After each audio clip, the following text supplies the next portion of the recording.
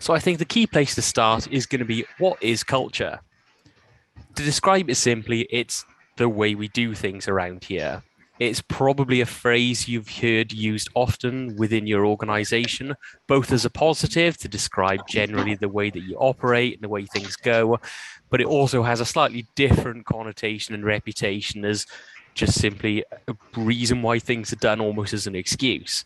But we want to think about culture in a slightly different way. Ultimately, your organization's culture is about shaping the actions, attitude, and strategies and your purpose as a business. It's about determining what's likely to be viewed as a success in your organization because of the kind of beliefs you hold. The culture defines when you're doing well and when is there perhaps room for improvement. It represents, as I said there, what's happened and worked on in the past, but it's also about looking forward to the future. And part of that is its interlinking with strategy. So as I've said here, strategies can often be copied from business, but ultimately, because of the unique nature of people and what makes us tick, you can't copy an organizational culture. So I mentioned about grabbing your phone, and what we're going to be doing now is asking you a little question. If you can scan the QR code or click on or go to the link that I've posted here, it'll give you the opportunity to answer a question. I'm just going to leave this up on the screen for a moment. And what we'll see afterwards is the question come up on the screen, some of the responses that you're giving about what you think is a positive organizational culture. If you do need any help accessing, it should just be a case of pointing the camera on your smartphone at the square that you see, which will take you to a link. And if you are having any issues, just pop a message in the group chat and someone will hopefully be able to direct you. So interesting seeing some of the words that we've got up here. We've got reward coming up, collaboration, engagement.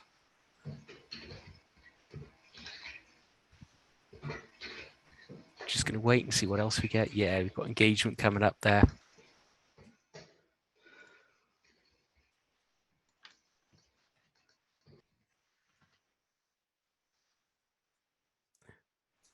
What I'd ask you to think about as well, just in the background, is looking at some of these words and how you think they fit into your organizational culture.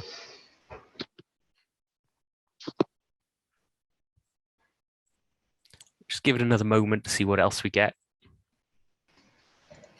So what I'm looking for us to take away from this is we'll see there's some real key themes that come across quite a lot. We're talking about engagement, collaboration, communication, that sort of openness, transparency, and honesty throughout an organization.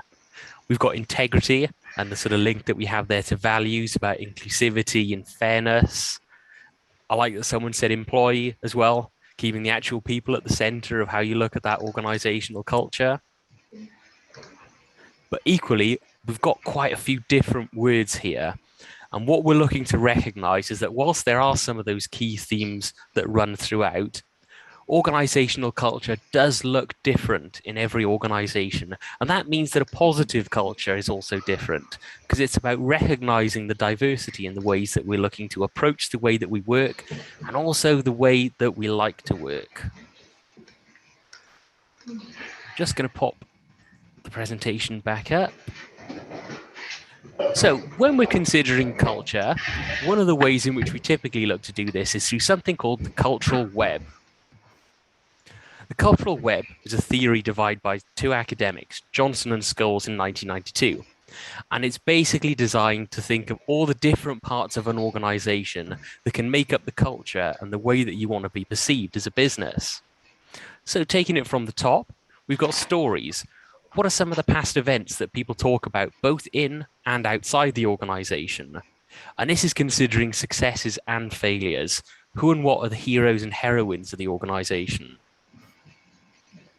Looking at symbols, we're thinking about organizational semiotics.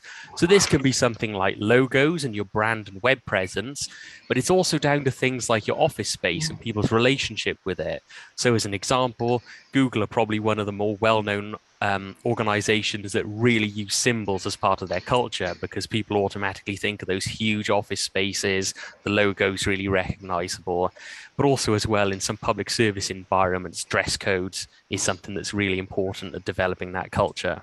In terms of ritual and routines, so this is all about behavior and rules that signal importance. What's supposed to happen in given situations in the organization, and what is it that's valued in terms of behavior and action by management? We've then got power structures. So this is about the pockets of real power and influence over decisions, operations, and direction. It's your decision makers in the organization.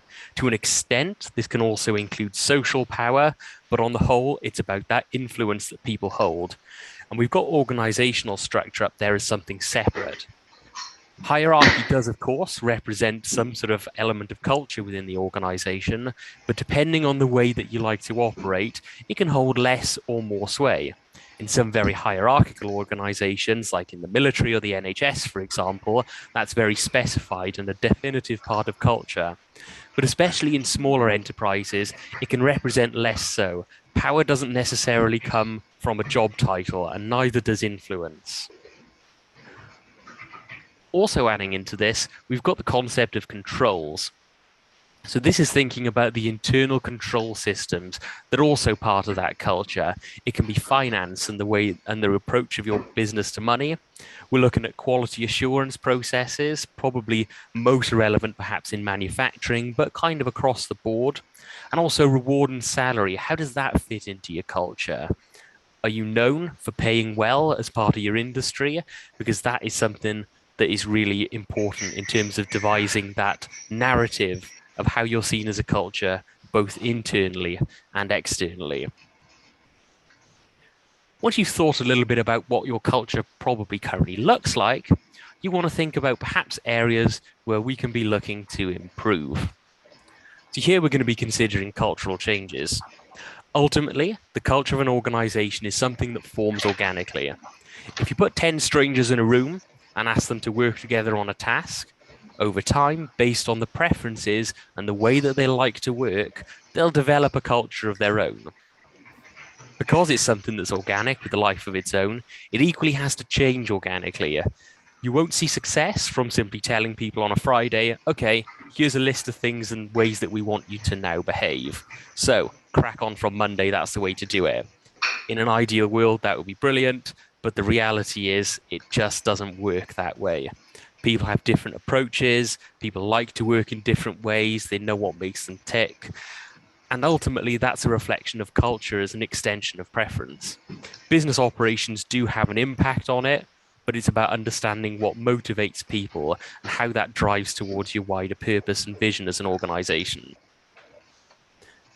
And as we touched on a little bit with the mind map, so perfect culture is something that looks different to every organization, depending on the kind of industry that you're in, or depending on the people that you've got, the way that you work. What is perfect for you is not necessarily going to be perfect for another organization, and vice versa. So, how do you actually go about changing it in the direction that you're looking to move in? It's all about keeping it organic. It's about conversations. It's about understanding what it is that people in your organization work towards, how they like to work, pushing in that direction. When you're considering this overall, the best way to do it is through the system that we have here with the triangle or a pyramid. The concept of this is that vision, values, and culture are at the center of the pyramid. It's really important that they're clear to understand, they're all aligned, and it works together towards the kind of change that you're looking to achieve. At the top of the pyramid, we've got shared. So it's really important that there's unity across the organization, that everyone's pulling in the same direction when it comes to managing this change in the way that we're behaving and acting on a day-to-day basis. Without that shared across the organization, you start to see these little groups of people that are not necessarily bought in and start to pull away from the kind of change that you're looking to achieve. Understanding is equally important, as you see in the bottom of the pyramid there. It's really important to ensure there's this consistent understanding of the same thing in terms of any changes of culture, vision, and values. So, to give you an example of the importance of this, a colleague of mine worked on a major change program for a global telecommunications company. They got 80 leaders and thought leaders from the organization across the globe into a room, and they were tasked with, right, we want you to come up with 3 words that represent how our organization runs, and you don't leave until you get there. So Doors were closed. They facilitated the session, talked through what those words might be. I think they started with something like 90 different words when they polled everyone throughout. Over time, they got it down to those three, worked really hard to get to where they needed to go, and everyone thought, great, we've got that shared vision now of where we're looking to head. Track to a year later, and all those world leaders meet again, and they're talking about how it's looked in their organization and in their division of the business, how they've worked managing those three words as the key culture and vision for what they're looking to achieve. And everyone had taken a completely different approach. Because of the diversity in that room, everyone had taken a slightly different understanding and context of those words that they'd taken away. So it was really important to ensure that everyone understands what you mean by that. That shared language and a common goal is so important as part of this change management. Equally, we've got ownership. So everyone in the organization should take personal and individual responsibility for any changes and this working towards a larger culture and vision. Working around on the outside of that triangle, you've got three core aspects of this. So positive diversity. This isn't just in the sort of context of the Equality Act. It's about different ways of thinking. It's about approaching new angles. It's about problem solving and understanding that, as I said earlier about culture, it's the way things are done around here. Actually having an outside eye and someone else looking at the way things are done, bringing that new talent in or other organizations in can really help in understanding what those problems are and how you need to solve them. On the other side, we've got dealing with the sensitive. So this is about recognizing the human element of this. There's only so much theory and activity that you can apply to this, but it's recognizing that any sort of changing culture or understanding of your culture is about dealing with humans. It's about dealing with the imperfect, dealing with problems, and reaching to the right kind of areas that you need to get to. Okay, you just hope for the best. Okay, that's fine. Just I'm making just going to sure. ask, I think someone might have taken themselves off mute there. I'm assuming you just copy and paste this. Yes. Yeah. Brilliant, thanks. Underpinning this at the bottom, we've got the concept of one team. So this is about bringing everyone together. It's that shared, understood, and owned, all acting in collaboration with the visions and values. And one team is the underpinning of all of this. This is the approach that we tend to take when we're dealing with people about these wider culture, vision, and values changes. Just wondering, going to open out to the room now. Have you experienced any sort of wider organizational change, and how do you see it linking in with the pyramid that we've got here? Or are there any general questions? Just an opportunity to open up to the room to share your thoughts, whether you want to take yourself off mute and chat or pop something into the chat box.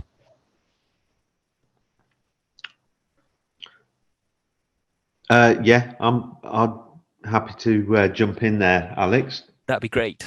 Yeah, so I think I can agree with the pyramid. I can agree with the theory of it, and I've got experience of cultural change in sort of previous lives. Mm-hmm. I think you're right to say that it's different for every business, Mm-hmm. depending on the kind of not just the individual sort of positive diversity you've got in a team or a business, but I think one of the challenges is matching the theory up with practice. Mm-hmm. And also one of the things is that if you've got an organic culture that's developed from the start of a business, trying to change that can be like trying to steer an oil tanker. Yeah. Both in terms of physically changing it, but also getting the right people on board to change it or Mm-hmm. to help change it. That I think that's my only observation at that point. The theory is good, but it's much more about the application. Absolutely. The theory is there to sort of guide you, but as you say, it's about getting that implementation right, the right people at the helm.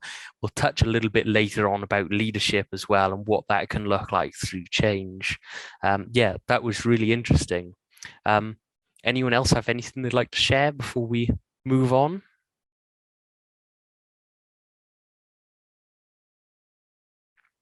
Okay, well, we'll kick on to the next slide where we're going to be talking a bit about shaping your values. So once you've determined that either you're missing a set of values or perhaps you feel they don't quite reflect where you are as an organization at the moment, you've identified a problem. And that's the first step towards reaching a resolution. As we've talked about a bit already, you can't simply tell people how to behave and expect them to start doing it immediately. Identifying values is about understanding your purpose as a business and how your people want to work to achieve that purpose. Values are intrinsically linked to culture, so they should form in the same way. It's about that organic understanding of how people want to work and what's important to them. The way that we find success from that is from overarching conversations with an executive team. They've got the clearest idea of where an organization is heading and what that purpose looks like. Once you've had those conversations, develop that information, you move through to your senior leadership, middle management, and out throughout the organization. It's important when shaping values to make sure that everyone has their voice heard. Those conversations can help you align and understand how people want to work, what's important to them, and how that fits in with your purpose as an organization. Without that clear purpose spearheading what you want to do, then you might find issues in terms of shaping your values and what that's going to look like for you moving forward. And we've talked a lot here about what it looks like for people currently within your organization, but it's really important, especially within the context of the sessions that we're running this week, to also consider what it looks like about bringing new people into the organization. When it comes to considering the culture of an organization, there's always a narrative that helps shape our perception of what it's like to work for a company. So you'll see 4 logos on the screen at the moment. And whilst you might not have ever worked for any of those companies, I can guarantee that at least one of you will have looked at a logo and thought, oh, I would quite like to work there. Or, no thanks, that's not what works for me. It's really about understanding that narrative that someone's created of that organization and what it looks like. So there's lots of examples, but I'm just wondering if anyone would like to share if perhaps there's an organization that's not on the screen here, something they might have heard in the media or something they've experienced looking at social media about the culture of that organization and how they feel that could impact in terms of bringing people in or attracting the top talent. I heard quite a bit about Squarespace. Mm-hmm. About just genuinely how I think Stephen Bartlett itself, he was talking about how they keep in the culture and they have their values about making the atmosphere comfortable and relaxed all the time, to have a music and everything, and how he once had the person that was kind of creating uncomfortable situations in the team, and even though the person was very good at the job, they were like, that's not our values. It doesn't meet our values as it discomforts other people and other employees. So they had to fire that person. Yeah, it's really interesting. There's so much discussion to be had kind of about how the company's perception of their own values or that public perception of it and how that actually relates to what goes on day to day within that organization. Does anyone else have any examples they'd like to share?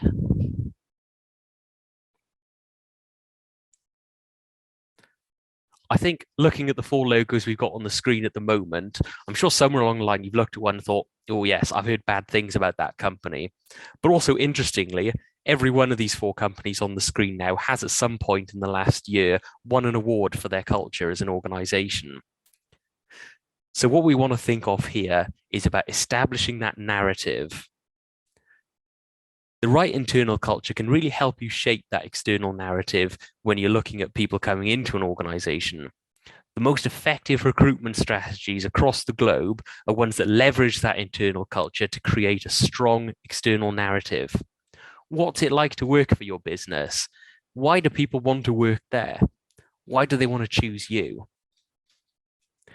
When you're utilizing that positive culture, you can really help create an external narrative to shape your recruitment strategy and help turn you from a company that's hunting talent into an employer of choice.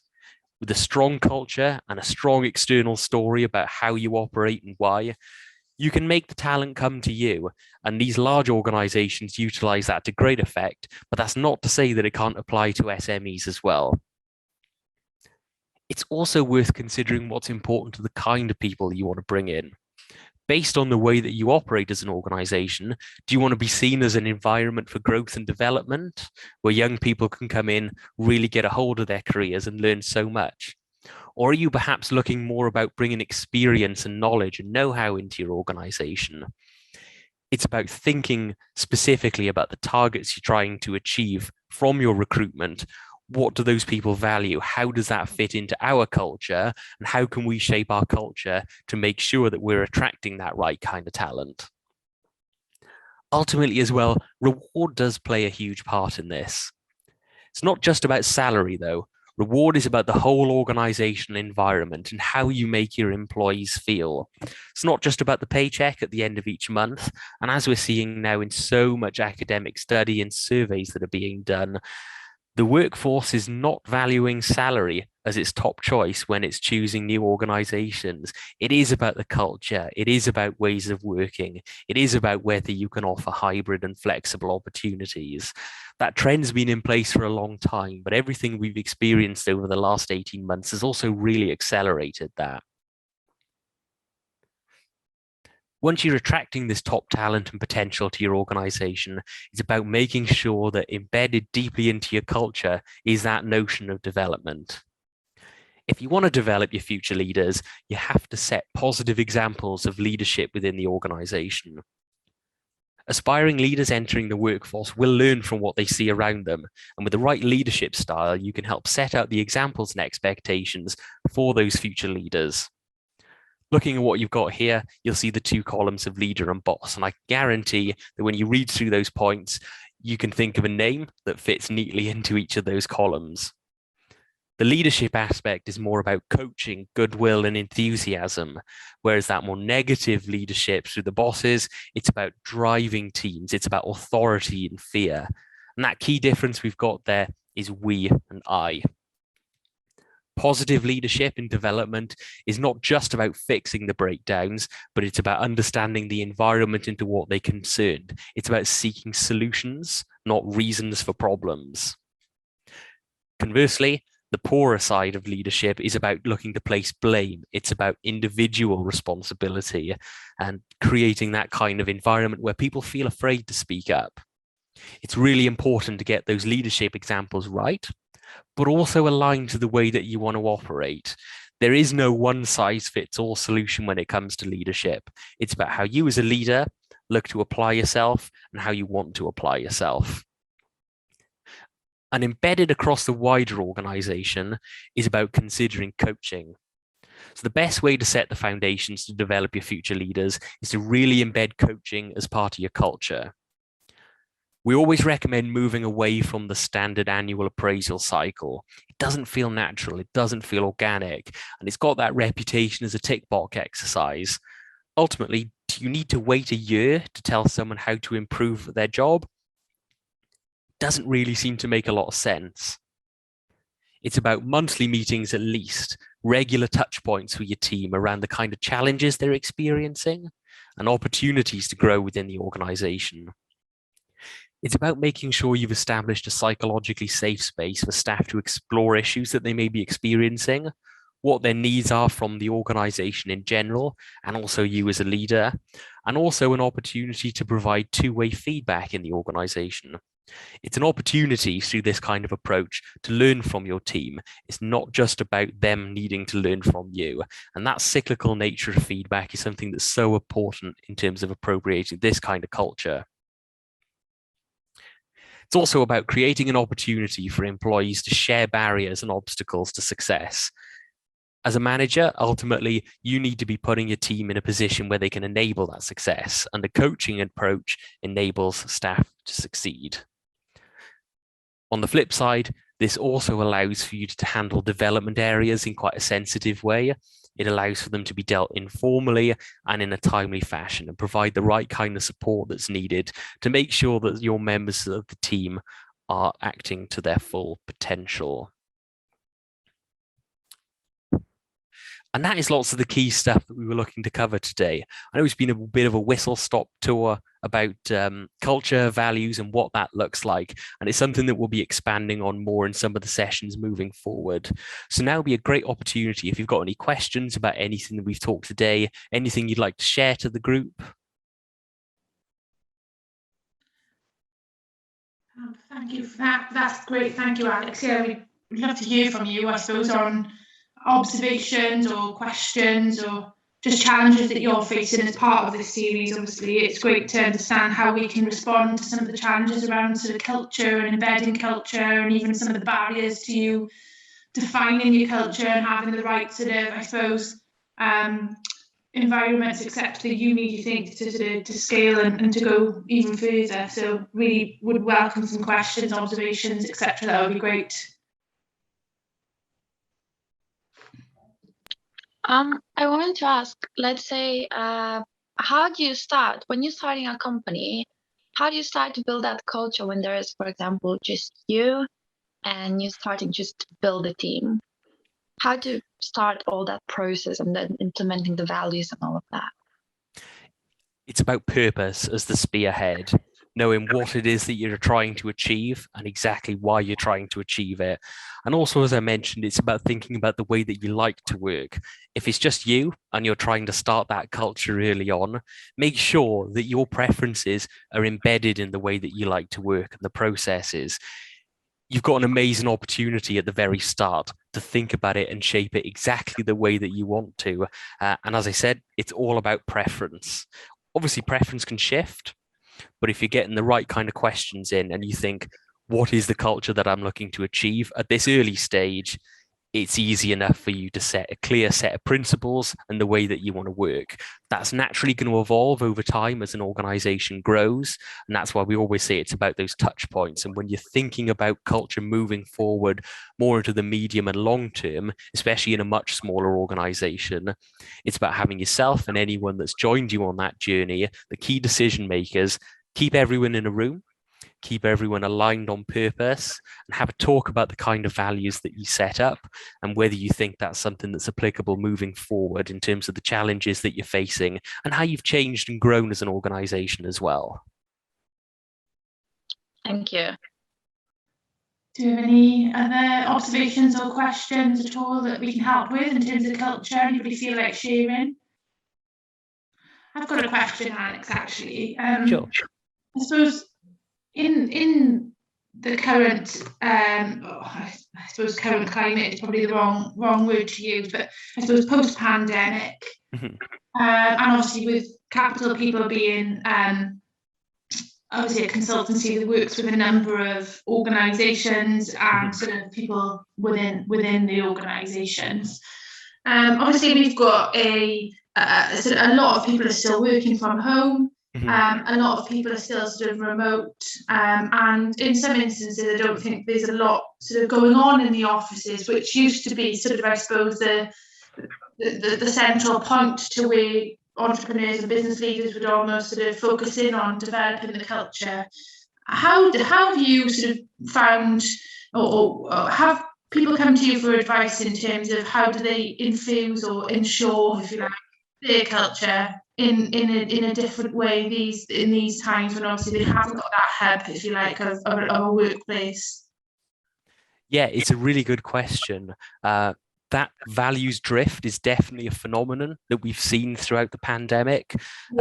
With people working from home, as you say, there's sometimes that little lack of engagement and that loss from the wider image of what we're seeing, and that just divergence from the support. Yeah, it's something that a lot of companies have spoken to us about. And the key things that we talk about is communication, transparency, and making sure that you're creating the right kind of environment where people are prepared to speak up. It's about challenging when you're seeing behavior against those values. Lots of it feeds into what I mentioned about that coaching approach as well. Regular touch points. It's very easy, especially in certain industries where people can kind of almost develop this silo working, and constant clear communication really is the key way to make sure everyone's brought in on that. As an example, one of our clients has developed something within one of their major teams. So once a month, they set aside an hour where it's kind of a safe space. What's said in here stays in here. And it's almost like an opportunity for everyone to talk about some of the challenges they've had in a much more open space than they might necessarily have, and really work through some of the problems they're facing. And that for them is something that's really helped reinforce their culture. One of their clear values is about challenging behavior.